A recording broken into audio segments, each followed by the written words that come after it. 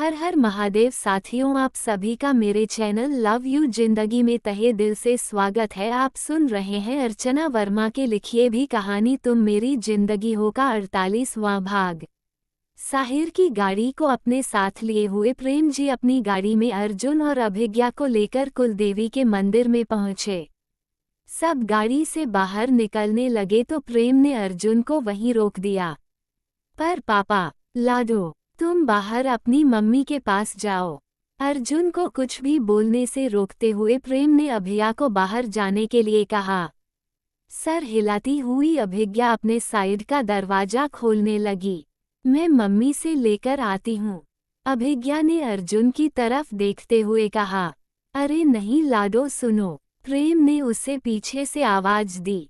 जी पापा। अपनी मम्मी या दादी माँ सा को अर्जुन के बारे में कुछ मत बताना और जहाँ तक हो सके किसी से भी अर्जुन के बारे में बात करने से बचना।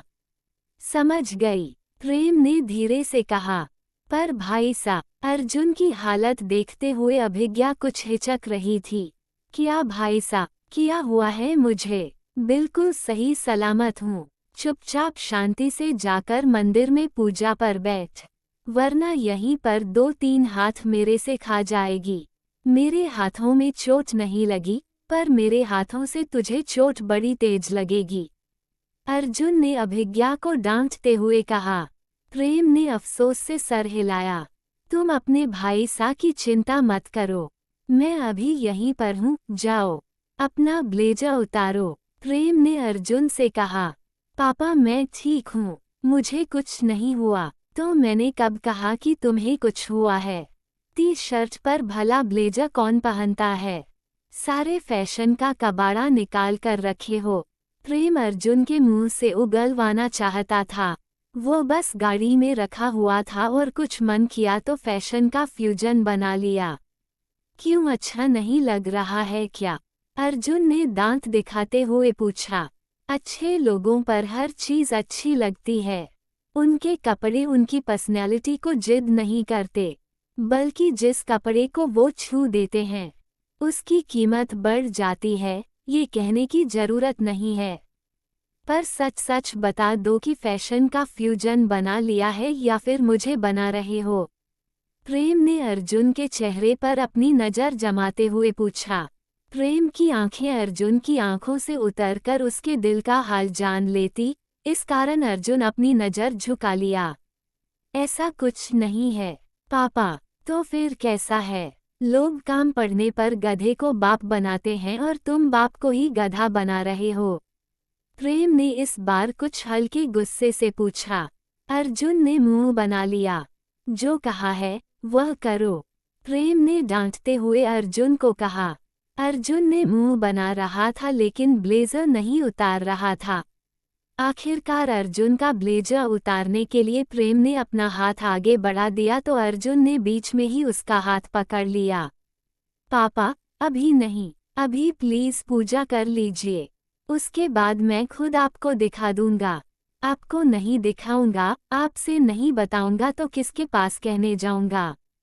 अर्जुन भावुक होते हुए बोला। प्रेम के चेहरे पर दर्द की लकीरें खींच गई थी। तुमको मेडिकल की जरूरत है बेटा, प्रेम ने कहा। अर्जुन ने अपना सर झुका लिया। यहाँ की पूजा साहिर को ही करवानी है, वो वहाँ पर देख लेंगे। मैं तुम्हें अभी हॉस्पिटल लेकर चलता हूँ, प्रेम ने वापस से स्टीयरिंग संभालते हुए कहा। लेकिन अर्जुन ने हाथ पकड़ लिया। पूजा तो भाई करवा लेंगे लेकिन उनकी सिक्योरिटी कौन देखेगा? पापा इट्स इम्पॉर्टेंट, आप बात को समझने की कोशिश कीजिए। कोई ज्यादा चोट नहीं लगी है, वरना मैं खुद यहाँ पर आता ही नहीं, अर्जुन ने कहा। प्रेम ने समझते हुए हाँ में सिर हिला दिया और जिस फ्रंट सीट पर अर्जुन बैठा था उसे खोल दिया। तुम अभी यहीं पर आराम करो, जब पूजा शुरू हो जाएगी तब मैं खुद तुम्हें लेने आऊंगा। उसकी जरूरत नहीं पड़ेगी पापा। लेकिन ऊपर मंदिर में, अर्जुन बोलने में हिचक रहा था। ऊपर मंदिर में क्या? प्रेम अर्जुन की बात नहीं समझ पाया। ऊपर मंदिर में आमर अंकल अपनी पूरी फैमिली के साथ आए हुए हैं, एक लाइन में कहते हुए अर्जुन ने अपनी आंखें बंद कर ली। किया। प्रेम को जबरदस्त हैरानी हुई, लेकिन अगले ही पल उसके चेहरे पर मुस्कुराहट दौड़ गई। क्या अमरेंद्र आया है वापस? प्रेम को तो जैसे विश्वास नहीं हो रहा था, इसलिए उसने कंफर्म करने के लिए दोबारा अर्जुन से पूछा।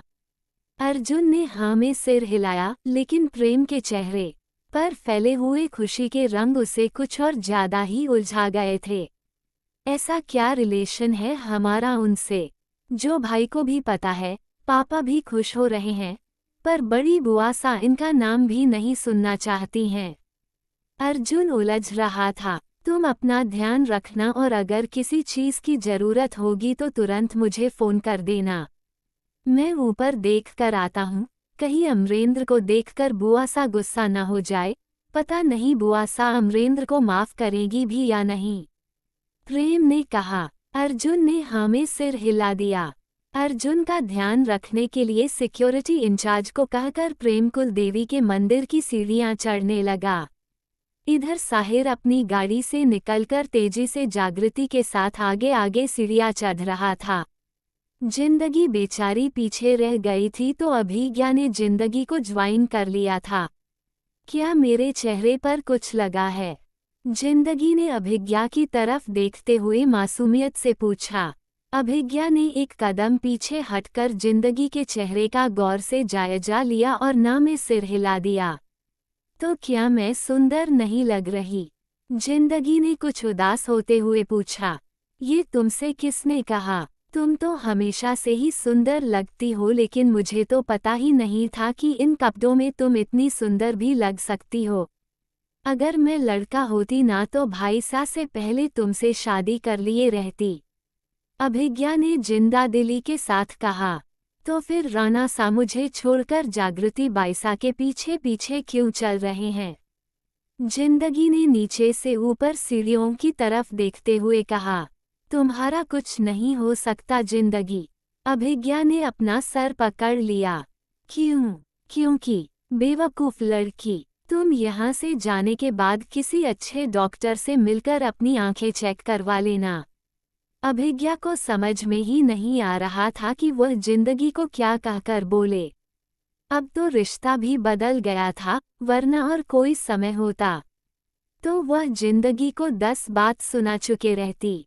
मतलब, जिंदगी ने अपनी खूबसूरत आंखें छोटी करते हुए अभिज्ञा की तरफ देखा। मतलब क्या? सीधी सी बात है, लगता है कि तुम्हारे दूर की नज़र कमजोर हो गई है।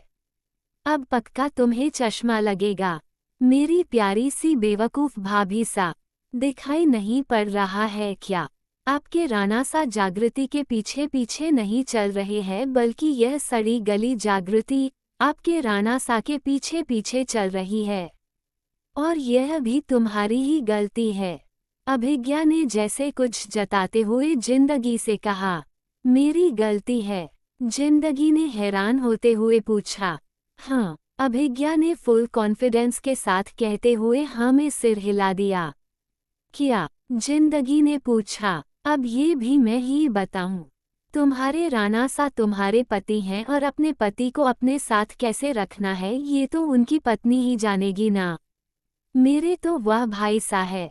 मैं भला अपने ही भाई सा को तुम्हें तुम्हारे आंचल में बांधने का उपाय क्यों बताऊंगी? कभी कभी अपना भी दिमाग इस्तेमाल कर लिया करो। अभिज्ञा ने कुछ भी बताने से इनकार किया। अपना दिमाग? वही तो अपने पास बहुत कम मात्रा में है। ऐसा मैं नहीं कहती, राणा सा ही कहते हैं। जिंदगी ने अफसोस से सोचा। तभी दामिनी जी की आवाज आई। अरे लड़कियों, तुम लोग वहाँ क्या कर रही हो? यहाँ हमारी गाड़ी के पास आओ। स्वर्णा देवी और दामिनी जी अपनी गाड़ी से निकलकर बाहर खड़ी थी। जिंदगी और अभिज्ञा उनके पास पहुंची। ये प्रेम और साहिर कहाँ रह गए? स्वर्णा देवी ने पूछा। वह तो मंदिर की तरफ गए। अभिज्ञा ने ऊपर सीढ़ियों की तरफ इशारा करते हुए कहा। हमें छोड़कर। दामिनी जी को आश्चर्य था। आप और जिंदगी दोनों एक ही कैटेगरी की हो। अभिज्ञा चढ़ते हुए बोली। मतलब? दामिनी जी ने अभिज्ञा को आंखें दिखाई, लेकिन अभिज्ञा को कहा, भला फर्क पड़ने वाला था। बस आप दोनों मतलब ही पूछती रहिएगा और कोई अपना अलग ही मतलब निकाल कर चलता बनेगा।